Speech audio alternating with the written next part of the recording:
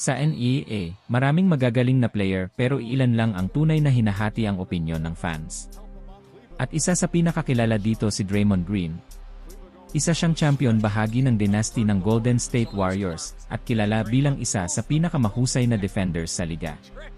Pero sa kabila ng kanyang talento, isa rin siya sa pinakakinaiinisan ng maraming fans. Bakit nga ba? Una, ang kanyang walang tigil na trash talk. Hindi siya natatakot magsalita kahit kanino kahit kailan. Minsan, ito ang nagbibigay ng energy sa kanyang team B. Pero para sa iba sobra na ito. Pangalawa, ang kanyang mga kontrobersyal na galaw sa court.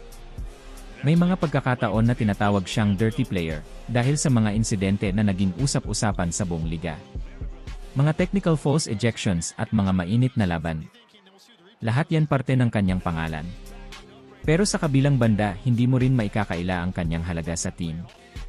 Siya ang puso ng depensa, ang leader sa loob ng court at ang glue na nagdudugtong sa kanyang mga kakampi.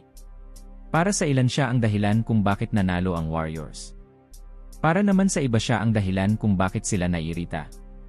Sa huli, si Draymond Green ay hindi lang basta player. Isa siyang personalidad na hindi mo pwedeng baliwalain. Dahil sa NBA may mga player na minamahal ng lahat ni.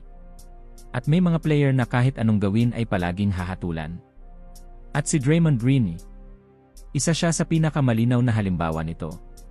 Ngayon ikaw ang bahala. Mahal mo ba siya o isa ka rin sa galit sa kanya?